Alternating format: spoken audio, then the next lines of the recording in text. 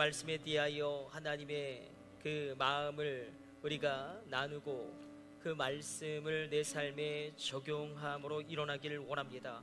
우리는 2주 동안 어찌 보면 이 말씀을 붙잡고 고된 씨름을 하려고 합니다. 오늘 본문은 이렇게 시작되어지죠. 우리 16절 같이 읽습니다. 나 여호와가 이같이 말하노라.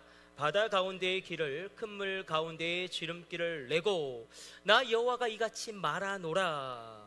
내가 바다 가운데의 길을 큰 물 가운데의 지름길을 낼 것이다. 그런데 중요한 것은 무엇이냐면 나는 여호와다 라고 하나님 친히 그 이름을 계시하십니다. 여기서부터 오늘 말씀을 시작해야 할 것입니다. 사실 하나님이 자신의 이름을 어찌 보면 유일하게 계시하셨던 그 이름 여호와에 대한 사실 정확한 발음은 우리는 알 수 없습니다. 왜냐하면 고대 히브리어에는 모음이 없기 때문에 구약 최초의 성경에는 하나님이 친히 계시한 이름은 그냥 이렇게만 기록되어져 있어요. 자음 4글자로 표시되어져 있는데, 그러니까 고대 히브리어에는 모음이 없기 때문에 이것을 여호와라도 불릴 수도 있고 제호바라고도 명명할 수 있고 야훼라고도 호칭할 수 있고 심지어는 야훼로도 발음될 수 있습니다.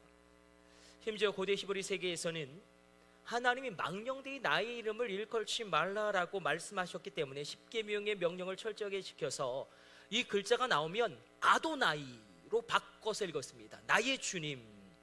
하나님이 계시하신 친히 자신의 이름을 밝히신 이 여호와라는 이름에는 두 가지 중대한 의미가 담겨져 있습니다. 첫 번째는 모세에게 친히 그 이름의 뜻을 밝히 알려주시죠. 여호와, 그 뜻은 무엇입니까? I am who I am. 나는 스스로 있는 자다. 이게 여호와 이름의 뜻입니다. 두 번째는 반드시 말씀하신 언약을 이루시는 분이시다. 하나님은 이 위기를 당한 나에게 오늘 말씀하십니다. 너는 나를 여호와로 체험해야 한다. 반드시 너는 하나님인 나를 여호와로 체험해야 된다. 여러분, 아브라함은 다 잃어버렸습니다. 땅도 잃어버렸고 꿈도 잃어버렸고 열정도 잃어버렸습니다. 이삭은 완전히 망했습니다. 기근 끔찍한 경제의 재앙이 온갖 악재가 끊임없이 그의 인생을 괴롭힙니다. 온갖 악재가 다 터집니다. 블레셋 왕 아비멜렉과의 대결은 일개 개인이 감당하기 어려운 대결입니다. 야곱은 길이 보이지 않는 것도 매한가지죠. 야곱, 형이 자신을 죽이려고 하는데, 그러니까 미워하는 게 있고 죽이려고 작정하는 게 있죠. 그러나 자기만 죽으면 되는 게 아니에요. 형은 자기를 죽이고 자신의 아내를 죽이고 자신의 자녀를 죽이고 자신의 종들을 죽이려고 합니다. 인생 멸절의 위기입니다. 요셉은 어떠합니까? 끝장난 인생입니다. 아니, 강간 미수 파렴치범으로 모함 당해 감옥에 갇힌 그의 인생 가운데 어떤 소망이 있겠습니까? 사방팔방이 막혀버렸습니다. 별과 11별이, 해와 달이, 그 별들이 자신에게 절을 하는 비전은 물거품처럼 다 사라져버렸습니다. 주님, 지금 내가 이 모양 이 꼴입니다. 그 요셉의 탄식이 창세기에는 가득 차 있습니다. 그러나 아브라함도 이삭도 야곱도 요셉도 이 믿음의 족장들 모두가 다 끝내 하나님을 여호와로 체험합니다. 그리고 그 하나님은 다시금 모세에게 나타나셔서 나는 아브라함의 하나님, 나는 이삭의 하나님, 나는 야곱의 하나님이다. 다시금 그 정체성을 밝히십니다. 아브라함에게는 유업과 땅과 자녀를 주심으로 하나님을 여호와로 체험하게 하십니다. 이삭에게는 우물이 터지는 은혜를 베푸십니다. 우물이 터질지어다. 우물아 터져라. 하나님의 살아계심을, 그래서 그의 인생을 바라보면서 아비멜렉이, 이 블레셋 왕이 도저히 하나님을 부인하고 싶어도 부인할 수 없습니다. 이삭의 형통을 보고 두려워합니다. 먼저 화친을 청하게 함으로 그렇게 이삭으로 하나님을 여호와로 체험하게 하신 하나님이십니다. 야곱은 어떻게 하나님을 여호와로 체험합니까? 여기 야곱의 장자권이 있지 않습니까? 야곱의 축복권이 있지 않습니까? 일개 인간에게 장자권과 축복권이 모두 주어진 경우는 야곱 외에는 없습니다. 축복권도 있고 장자권도 있습니다. 근데 장자권은 하나님의 복을 받을 권세입니다. 야곱의 축복권은 무엇입니까? 그가 선포한 대로, 그가 기도한 대로 현실이 됩니다. 여러분에게도 야곱의 장자권이 있을지어다. 축복을 받을 법적 권리가 임할지어다. 야곱의 축복권이 있을지어다. 기도한 대로 현실화될지어다. 말한 대로, 선포한 대로 이루어질지어다. 내가 모든 것을 다 이뤄도 끝내 한때 두 때를 이루게 하신 여호와, 요셉도 끝내 그 하나님을 여호와로 체험합니다. 성경의 문제로 기록된 하나님, 그것을 생생하게 살아 역사하시는 여호와로 체험케 되어지는 것이 얼마나 중요한지. 성경에는 어떤 중요한 사건이 일어날 때마다 반드시 하나님의 이름이 나타납니다. 그러니까 카이로스의 역사의 시작점이 있죠. 그러니까 창조의 사건이 일어나고 그냥 흘러가는 시간이 아니라 내 인생 가운데 의미 있는 시간이 열려질 때는 반드시 하나님의 이름이 계시되어지고 선포되어집니다. 하나님의 이름, 하나님의 오노마, 이걸 여호와죠. 여호와. 이건 신학적인 용어로 활동명사라고 지칭하는데 명사인데 움직입니다. 그러니까 여호와라는 이름을 부르면 그 이름이 움직이고 역사하고 활동합니다. 이해가 되십니까? 그 이름을 외치면 여전히 역사하고 여전히 운동력 있는 살아 움직이는 이름이 여호와라는 이름이다. 여호와 샬롬은 무엇입니까? 하나님의 평강이 나를 통치합니다. 우리 이렇게 기도하죠. 아브라함의 하나님, 나의 하나님. 수많은 믿음의 사람들이 이렇게 고백하며 기도하지 않습니까? 아브라함의 하나님, 나의 하나님. 이삭의 하나님, 나의 하나님. 야곱의 하나님, 나의 하나님. 아브라함을 복주신 하나님, 그 이름이 나에게도 역사하신다. 이삭에게 우물을 터뜨리신 하나님이 그 이름으로 나에게 역사하신다. 야곱을 일으키신 그 하나님이 그 이름으로 나에게 역사하신다. 여호와라는 이름은 우리가 생각하는 그런 이름이 아니고 움직이고 역사하고 살아있는 이름이다. 이것은 세상의 지식으로는 설명할 수 없는 하나님의 신비의 영역에 속합니다. 기억나십니까? 성전의 아름다움. 왜 수많은 시편의 기자들이 주의 성전이 어찌 그리 아름다운지요, 찬양하고 노래하고 기뻐합니까? 주의 성전이 어찌 그리 아름다운지요. 심지어 다윗도 그렇게 이야기하죠. 그가 그렇게 노래할 때 사실 그가 이야기하는 주님의 성전은 주님의 성소 텐트입니다. 다윗의 장막입니다. 보잘것 없습니다. 성전의 건물의 아름다움이 아니라는 것입니다. 성전의 외양의 규모, 크기, 건물의 웅장함, 아름다움, 경이로움 때문이 아니라 성전이 아름답다라고 노래한 이유는 성전의 기능의 아름다움이에요. 우리 한번 나중에 이것은 깊이 묵상하기를 원하는데, 성전에는 기능이 있어요. 기능이 작동하는데 그 성전이라는 특별한 공간, 예배의 시간이라는 특별한 시간 가운데 특별히 기도 응답의 기능이 있다는 것입니다. 이 공간에서 이 시간에 기도하는 그 기도에 주님이 주목하시고 집중하시는데 왜 그런가? 우리가 말씀을 통하여 한번 확인하기를 원하는데, 여호와의 이름을 기억하면서 열왕기상 8장 27절 솔로몬이 이렇게 기도하죠. 27절 읽습니다. 하나님이 참으로 땅에 거하시리이까? 하늘과 하늘들의 하늘이라도 주를 용납하지 못하겠거든. 하물며 내가 건축한 이 성전이오리까? 여러분, 솔로몬의 성전은 웅장합니다. 거대합니다. 엄청납니다. 그러나 솔로몬도 인정합니다. 하나님이 성전이란 이 건물에 갇힐 수 있는 분이 아니시다. 하늘과 하늘들의 하늘이라도 주 앞에서 떨고 무너지는데 어찌 내가 건축한 이 건물에 하나님이 거할 수 있겠는가? 그러면서 이렇게 고백하죠. 28절, 29절, 30절 같이 읽습니다.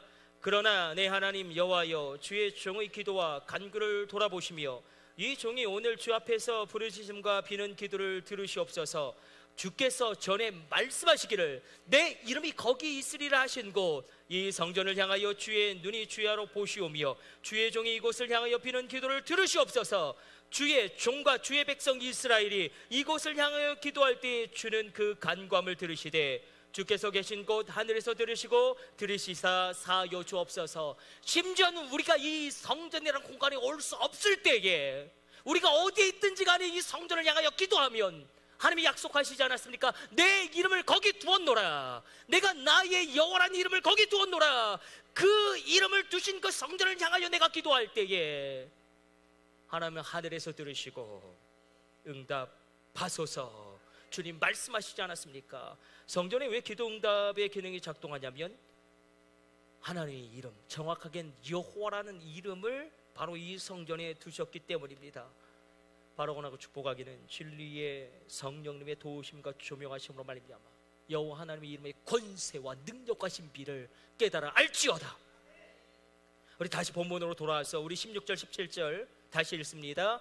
나 여호와가 이같이 말하노라. 바다 가운데의 길을 큰 물 가운데에 지름길을 내고 병거와 말과 군대의 용사를 이끌어내어 그들이 일시에 엎드러져 일어나지 못하고 소멸하기를 꺼져가는 등불 같게 하였느니라. 내 이름은 움직이고 역사하고 활동하고 내 이름을 여호라 밝힌 내가 너에게 이제 말한다. 너 기억하니? 비아 히로스의 절벽, 앞에는 홍해가 펼쳐지고 뒤에는 애굽의 군대가 너를 추격하는 그 절박한 상황 가운데 내가 홍해 그 바다에 길을 낸 것을 너는 기억하니? 너는 기억하니? 병과 말과 용사를 내가 수장시킨 것을 기억하니? 내가 애굽의 군대를 꺼져가는 심지어로 만들고 심지어 그 꺼져가는 심지에 불도 꺼버린 거, 그런 나를 너는 기억하고 있니?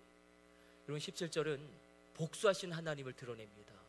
신원하신 하나님, 이것을 붙잡고 요한계시록까지 가죠.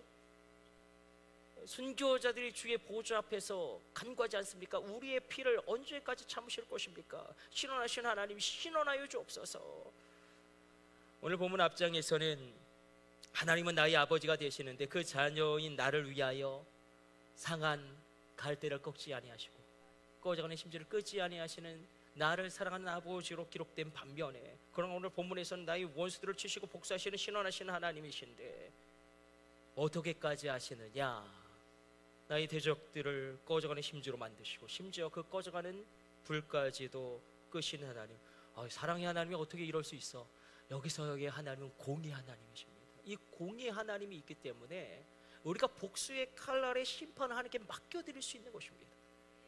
이사야 43장에서는 계속해서 두려워하지 말아라, 두려워하지 말아라, 두려워하지 말아라, 나를 향해 끊임없이 말씀하시는데 왜 그런가? 내가 너를 창조하였기 때문이다. 내가 너를 구원하였기 때문이다. 내가 너를 영원히 사랑하기 때문이다.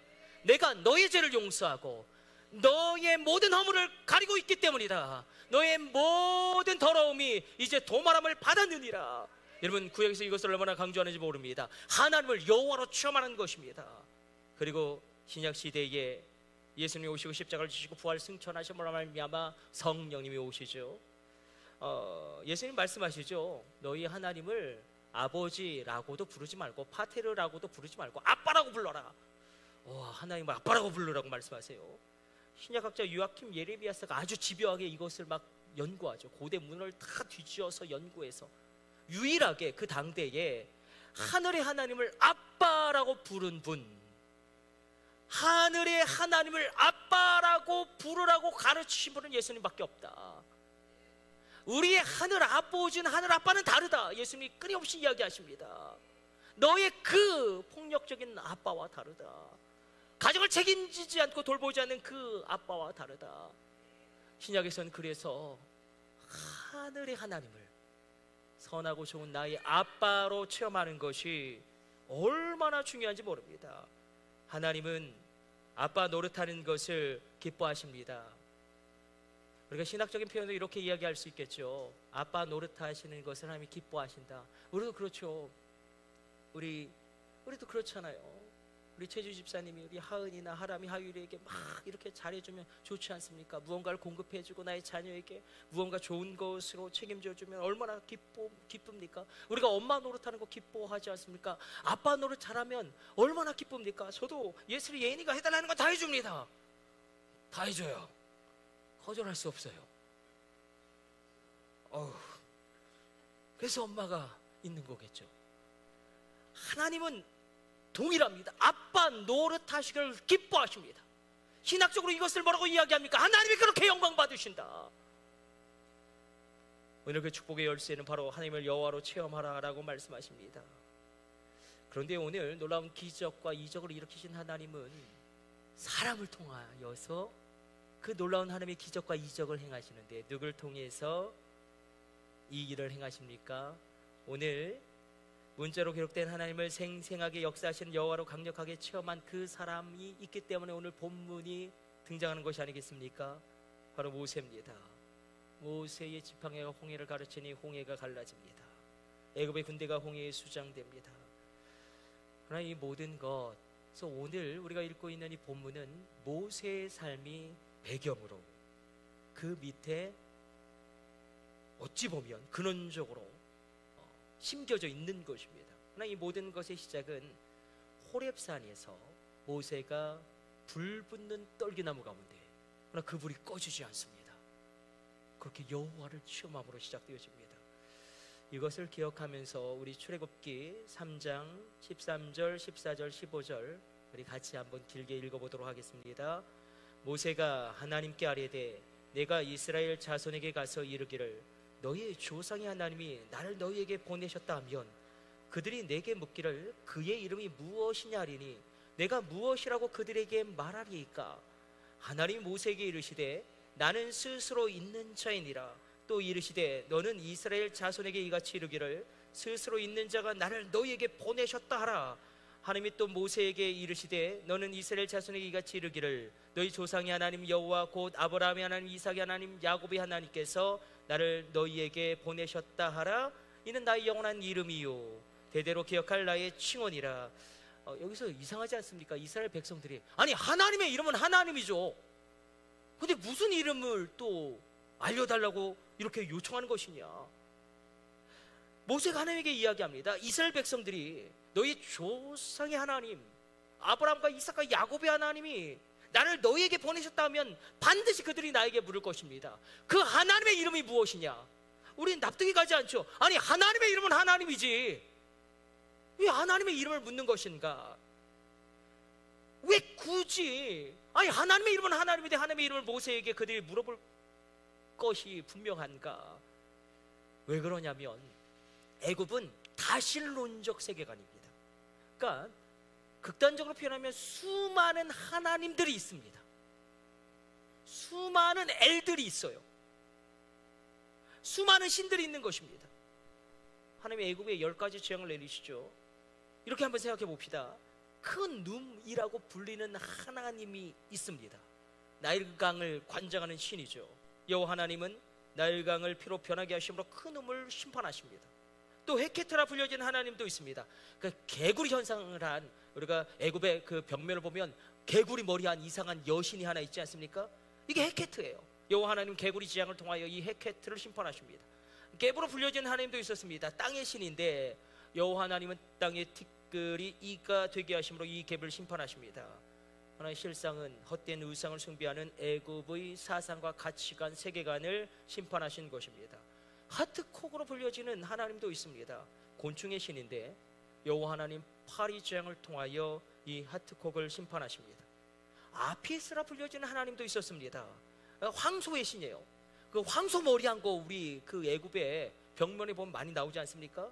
이게 아피스인데 여호와 하나님 애굽에 있는 모든 황소와 모든 육축과 모든 소의 악질이 임하게 하심으로 이 아피스를 심판하십니다. 이모텝이라고 불리는 하나님도 있었습니다. 의술의 신이고 치유의 신인데 그러나 여호와 하나님은 독종의 재앙을 통하여 이모텝을 심판하십니다. 10가지 재앙은 사실 이 애굽의 신들의 이름과의 전쟁이라는 것입니다. 누트로 불리는 하나님도 있었죠. 하늘을 관장하는 여신인데 여호와 하나님이 애굽의 모든 하늘에 우박과 불을 내리심으로 말미암아 누트란 거짓 하나님 가정할 우상을 심판하십니다. 세렌피아라는 하나님도 있습니다. 무슨 하나님의 이름이 이렇게 많은지, 이건 곤충의 신인데 메뚜기 재앙을 막아준다고 믿었어요. 그러나 하나님은, 여호와 하나님은 메뚜기 재앙을 통하여 이 세렌피아라는 거짓 하나님을 심판합니다. 거짓 하나님의 이름을 심판합니다. 그리고 라로 여겨지는 태양신이죠. 라. 여호와 하나님은 애굽 전역에 흑암의 재앙을 보내심으로 말미암아 애굽의 최고의 신 라 신을 심판하십니다. 그러나 애굽 사람들이 가장 좋아했던 신은 누구냐면 오시리스라는 여신입니다. 이 오시리스라는 이름이 하나님도 있죠. 생명과 죽음을 관장하는 여신인데 여호와 하나님은 애굽 사람들이 가장 사랑하고 좋아하는 오시리스라는 가정을 우상을 어떻게 심판하십니까? 모든 장자를 죽임으로, 심지어 육축의 첫 새끼마저 죽임으로 오시리스를 심판하십니다. 우리가 분명히 볼 수 있는 것은 하나님의 이름의 전쟁이 일어나고 있어요. 오늘도 이 전쟁은 일어납니다. 제임스가 하나님이라고 이야기하고 이만희가 성령님이라고 이야기합니다. 거짓 하나님의 이름이 있습니다.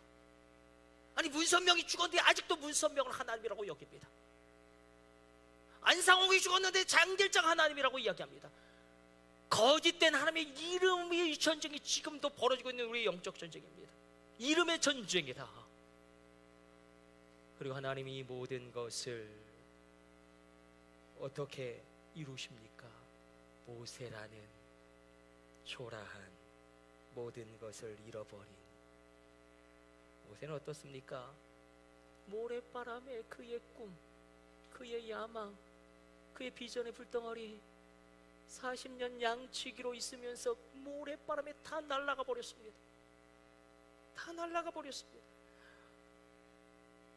사도행전 7장 22절은 이렇게 기록하죠. 모세가 애굽 사람의 학수를 다 배워 그 말과 행사가 능하더라. 모세는 말에 뛰어났다. 정치력이 있었다는 것입니다. 행사가 능했습니다. 과거의 모세는 그랬습니다. 과거의 모세는 강력한 능력을 소유했습니다. 그러나 그의 나이 40세에 자신이 시브리인이라는 것을 깨닫고 정체성의 방황이 시작됩니다. 정체성의 혼란이 일어납니다. 급기야 히브리 노예를 학살하는 애굽 군인을 돌로 쳐 죽이는데, 우리가 이집트 왕자라는 애니메이션을 보면 람세스 그의 형도 모세를 옹호하고 아버지 바로 왕도 모세를 보호하죠. 그러나 역사는 그렇지 않습니다. 왜냐하면 앞으로 파라오에 대한 람세스와 모세는 형제였지만 권력 승계 1, 2위였어요. 고대 세계는요, 파라오도 있지만 그의 아내도 있습니다. 그러니까 바로 왕은 람세스를 지지했지만 그의 어머니는 모세를 지지한 것입니다. 이런 가운데 모세 형이었던 람세스가 모세를 아끼고 사랑한 것이 아니라 권력을 분점하고 있던 권력 경쟁의 관계였고, 이집트의 파라오는, 이 바로는 모세를 죽이려고 작정하죠. 이 일로 모세를 정치적으로 숙청하려고 합니다. 어디 기록되어 있습니까? 출애굽기 2장 15절은 중요하니까 우리 같이 한번 읽도록 하겠습니다. 바로가 이 일을 듣고 모세를 죽이고자 하여 찾는지라. 모세가 바로의 낯을 피하여 미디안 땅에 머물며, 아니 왕자예요. 왕자가 군인 하나, 경계병 하나 죽인 것쯤이야. 고대 세계에서는 아무것도 아니죠. 왕자인데, 그러나 그 일로 모세를 죽이려고 합니다. 모세는 살인자가 되고 도망자가 됩니다. 제사장 이드로를 만나서 거기서 40년 동안 살지만 그가 지금 지키고 있는 양도 그의 것이 아닙니다. 광야에서 죽지 못해 살아가는 그 인생을 살아가고 있는데, 그는 내가 이제 나 인생이 이렇게 끝나버리는구나. 미디안 광야를 헤매면서 그의 모든 꿈, 야망, 소망 모래바람에 다 날아가 버렸습니다. 그런데 무언가 이끌리듯이 서쪽으로 가게 됩니다. 그리고 호렙산에 이르릅니다. 호렙산은 황무지산이고, 원어적으로 호렙은 소망이 없다는 뜻도 있습니다. 호렙산은 화강암으로 되어 있어요. 풀 한 폭이 나무 한 그루 제대로 자랄 수 없는 척박한 땅입니다. 태양이 떠오르면 산 전체가 벌겋게 달궈지는 문둥산이 불과합니다. 황폐하고 초라하고 생명력이 없는 이 호렙산은 모세 인생 그 자체를 나타냅니다. 그러나 모세가 이 호렙산을 뭐라고 기록합니까? 여호와의 산으로 기록합니다. 모세는 하나님을 이 호렙산에서 여호와로 체험합니다. 호렙산에서 모세는 여호와의 불을 체험하는데 떨기나무 가운데 꺼지지 않는 불로 체험합니다. 하나님, 황폐한 그 땅, 다 무너진 나의 가정, 파탄나 버린 나의 직장, 끝장나 버린 것 같은 나의 자녀들, 나의 인생, 그러나 그 황폐화된 그 땅을 하나님의 임재와 영광이 많은, 불이 많은 능력의 장소로 바꾸시는 여호와 하나님이심을 기뻐하시길 축복합니다. 불이 있어야 합니다. 불을 체험해야 합니다. 출애굽기 3장 2절은 이렇게 기록되고 있습니다. 여호와의 사자가 떨기나무 가운데 나오는 불꽃 안에서 그에게 나타나시니라. 그가 보니 떨기나무에 불이 붙었으나 그 떨기나무가 사라지지 아니하는지라. 그리고 모세는 자기 모든 연약함, 자기의 모든 악함을 아시는 주님 앞에 그의 신을 벗습니다. 그리고 불을 체험합니다. 그리고 그 이후의 인생은 그가 감히 상상도 하지 못한, 귀로 듣지도 못했던, 눈으로 보지 못했던 놀라운 인생을 살아가게 됩니다. 오늘 우리가 이 기도했으면 좋겠어요. 모세가 불붙는 떨기나무 가운데 신을 벗고 기도하지 않습니까? 살인자요, 도망자요, 숨어 사는 모세. 떨기나무는 얼마나 볼품없는지요. 1m도 못 자랍니다. 나무라고 하기조차 민망한 나무, 가시만 가득한 나무, 그 떨기나무 모세 자신입니다. 아무리 연약해도 하나님의 불이 임하면 그 인생은 누구보다 강력한 자로 살 수 있습니다. 우리가 이 모세가 떨기나무 가운데 신을 벗고 하는 그 기도가 있기를 원합니다. 하나님, 이 자녀를 살려야 하는데 이 자녀를 살릴 힘이 제게 없습니다. 그 힘을 내게 주옵소서. 나의 모든 약함을 아신 주님 앞에 신을 벗고 기도하는 것입니다. 하나님, 우리 가정을 일으키려면 내게 힘이 있어야 하는데, 우리 가정을 다시 살리려면 내게 힘이 있어야 하는데 내게 힘이 없습니다. 내 모양 이 모양이 꼴입니다. 그 힘 내게 주옵소서. 그렇게 나의 모든 우리 가정의 약함과 상처를 아시는 주님 앞에 내가 신을 벗는 것입니다. 여러분들의 기업은 어떠십니까? 여러분, 우리의 기업과 직장과 일터가 너무나 어렵습니다. 주님, 이 기업을 살릴 힘이 내게 없습니다.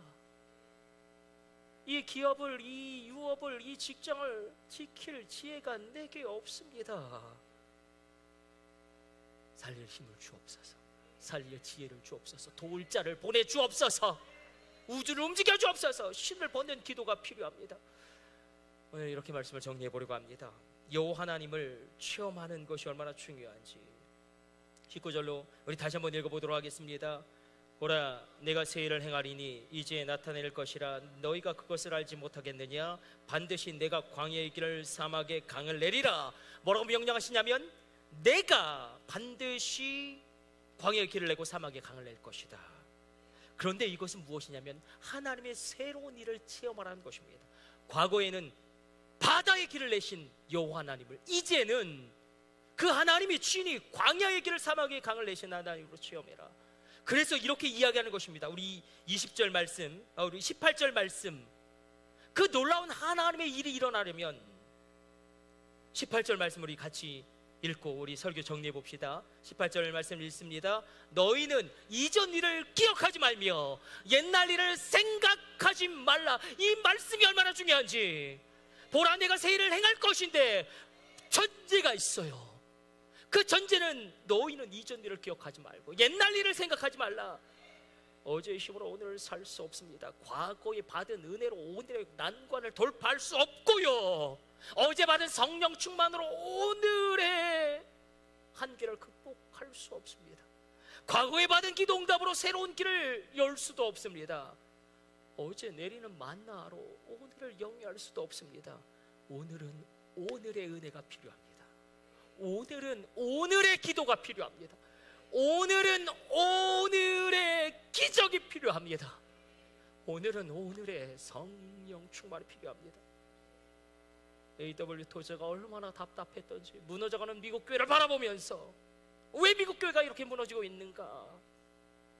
어제의 힘으로 오늘을 살아가고 있기 때문이다. 영적 대각성 그것에 취해서 어제의 힘으로 오늘 살아가는 이 영적 무기력 때문에 미국 교회가 다 망하고 무너지는 것이다. 여러분, 우리는 어떤지요? 우리 한국 교회들은 어제의 힘으로 오늘 살아가고 있는 것은 아닐런지, 어제 받은 은혜로 60년 70년대 받았던 그 성령 충만으로 오늘의 고난을 이겨내려고 하는 것은 아닌지요? 금요교대 때 나누었지만 최근 목회 데이터 연구소에서 충격적인, 정말 제가 데이터는 모두 스크랩하는데 가장 충격적인 결과예요. 여러분, 이 10년 사이에, 최근 10년 사이에 20대, 30대, 40대 절반이 교회를 떠났습니다. 전멸의 위기입니다.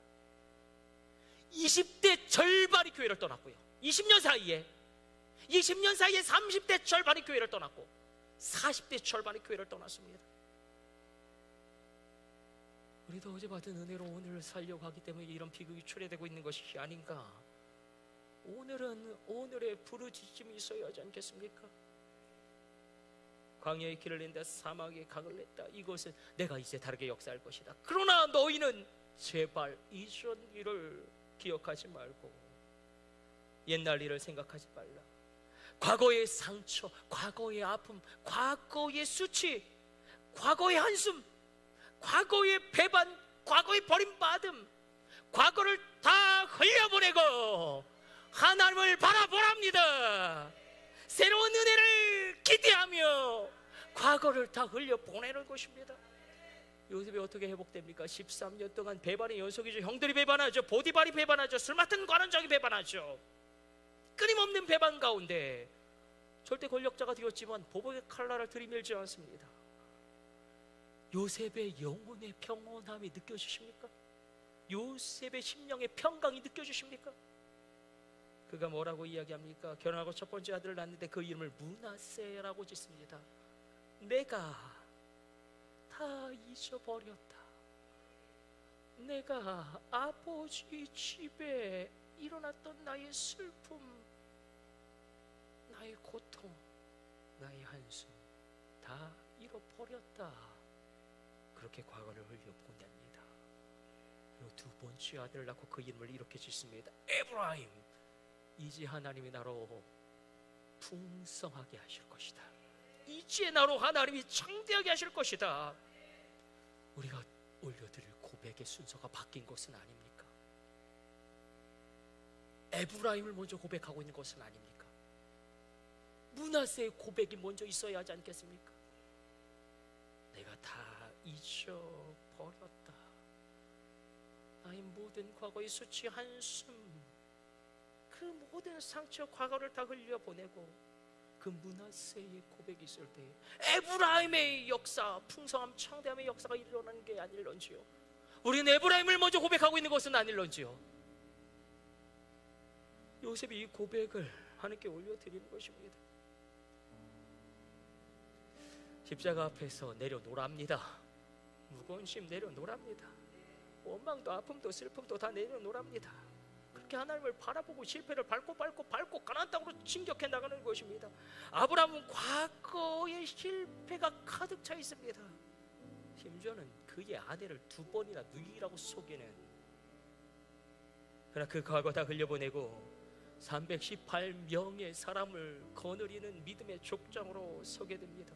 성경 최초의 전쟁에서 동방왕들을 이기는 자로 기록되어지게 됩니다. 모세 79세까지 버려진 자로 살았습니다.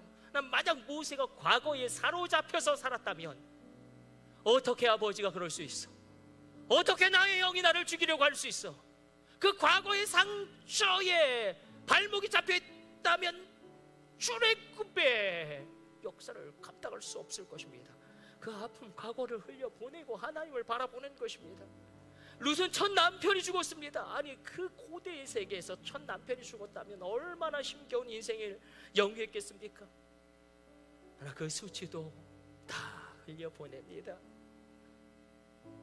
그리고 아무도 시도하지 않았던, 아무도 기대하지도 않았던 하나님 말씀에 기록되어지지 않느냐, 고엘 제도가 있지 않느냐, 기업 물을 자 제도가 있지 않느냐, 보아스가 나에게 올 것이다 믿음으로 선포하고 과거를 다 흘려보내 그렇게 나아가고 다윗 족속이 그렇게 시작되어집니다.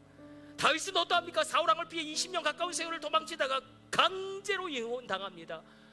이게 얼마나 아팠을까요? 얼마나 그 인생이 있었을까요? 강제로 이혼당합니다. 사랑하는 친구들, 그를 비난합니다. 결혼에 실패, 친구들의 배반, 사울왕의 공격. 그러나 과거는 다 흘려보내고 다윗은 어떻게 일어납니까? 하나님을 바라보고 하나님을 찬양합니다. 비파야 수구만 깰지어다. 내가 새벽을 깨우리로다. 내가 이렇게 잠들어 있지 않겠다. 내가 새벽을 깨우며 찬양하겠다. 그렇게 하나님을 찬양할 때에 유다 지파의 왕권의 홀이 그렇게 영영이 흘러가게 되는 것입니다. 제가 참 좋아하는 시가 하나 있습니다. 정채봉 시인의 상처 없는 새가 어디 있으랴. 이 시는 많은 생각을 하게 만드는데, 제가 한번 읽어 보겠습니다. 상처 없는 새가 어디 있으랴. 정체봉. 상처를 입은 젊은 독수리들이 벼랑으로 모여들기 시작했다. 날개 시험에서 낙방한 독수리, 짝으로부터 따돌림을 받은 독수리, 윗 독수리부터 핥힘을 받은 독수리, 그들은 이 세상에서 자기들만큼 상처가 심한 독수리는 없을 것이라고들 생각했다. 그들은 사는 것이 죽느니만 못하다는데 금방 의견이 일치했다. 이때 막내에서 팥을 보고 있던 독수리 중의 영웅이 쏜살같이 내려와서 이들 앞에 섰다. 왜 자살하고자 하느냐? 괴로워서요. 차라리 죽는 것이 낫겠어요. 영웅 독수리가 말했다. 나는 어떤가? 상처나 없을 것 같지? 그러나 이 몸을 봐라. 영웅 독수리가 날개를 펴자 여기저기 빗금진 상흔이 나타났다. 이것은 날개 시험 때 솔가지에 찢겨서 생긴 것이고, 이것은 윗 독수리한테 핥힌 자국이다. 그러나 이것은 겉에 드러난 상처에 불과하다. 마음의 빗금과 상처의 자국은 이로 헤아릴 수도 없다. 영웅 독수리가 조용히 말했다. 일어나 날 잡구나. 상처 없는 새들이란 이 세상에 나자마자 죽은 새들밖에 없다. 살아가는 우리 가운데 상처 없는 새가 어디 있으랴. 여러분들 어떠십니까? 상처는 우리에게 다 있습니다. 나만 상처를 받은 것이 아닙니다. 중요한 것은 하나님 앞에서 극복해가는 것입니다. 과거를 다 흘려보내고 하나님을 바라보는 것입니다. 다시 시작하는 것입니다. 이렇게 말씀을 맞춰보려고 합니다. 여자로서 가장 아름다워야 할 20대 30대에 상상할 수 없는 아픔과 고난을 겪은 분이 계십니다. 막 퍽퍽퍽 어디 성한 곳이 없을 정도로 자신을 막 두들겨 팹니다. 모든 것을 다 때려부십니다. 이건 인면수심의 강도 이야기가 아니라 바로 자신의 남편 이야기예요. 술 취한 남편은 악마의 얼굴로 달려들어서 그녀를 두들겨 패고 아이들을 두들겨 팹니다. 폭력이 난무한 집에서 어쩔 수 없이 살기 위해 탈출해 가장 가까운 곳으로 기어간 곳이 교회였습니다. 폭력이 거듭될수록 교회가 가장 가까이 있었기 때문에. 그러나 그녀에겐 교회가 단순히 종교시설이 아니라 예배의 처소가 아니라 남편의 폭력을 피할 유일한 피난처요 생명의 집이었는데, 이 기어서 온 교회에서 놀라운 체험을 합니다. 홀로 있는 예배당에 찬양 소리가 가득한데 세상이 빼앗을 수 없는, 이루 말할 수 없는 평강이 강같이 그 10년 가운데 터져 나옵니다. 그리고 그 짙은 미래에 대한 두려움, 내가 어떻게 살아야 될까? 나의 아이들과 내가 어떻게 살아야 될까? 그 모든 두려움이 다 사라집니다. 그리고 영화보다 더 영화 같은 고통스러운 과거를 다 흘려보내고 하나님을 바라봅니다. 다시 일어납니다. 한성현 콜라겐이란 기업을 일구고 특별히 소년원 교도소 사역을 감당하고 있는 분입니다. 그렇게 간증하시더라고요. 하나님께서는 나를 통하여 연약한 나를 통하여 나의 남편과 같은 사람들 변화시키고 일을 시키기를 원하십니다. 그리고 교회를 3개나 세웁니다. 우리 이 기도의 제목 잃어버린 건 아닙니까? 주님, 나로 말미암아 교회가 세워지게 하옵소서. 나의 자녀로 말미암아 교회가 세워지게 하옵소서. 이 분의 모든 회복됨은 과거를 다 흘려보내는 것입니다. 과거를 다 흘려보냅니다. 이혼의 아픔 흘려보냅니다. 과거의 상처, 과거의 고통 다 흘려보냅니다. 하나님을 바라봅니다. 너희는 이전 일을 기억하지 말며 옛날 일을 생각하지 말라. 보라, 내가 이제 새 일을 행하리니 이제 나타낼 것이라. 너희가 그것을 알지 못하겠느냐? 반드시 내가 광야의 길을 사막의 강을 내리라. 이 말씀이 이루어지기를 원하시면 아멘. 그러면 너희는 이전 일을 기억하지 말며 옛날 일을 생각하지 말라.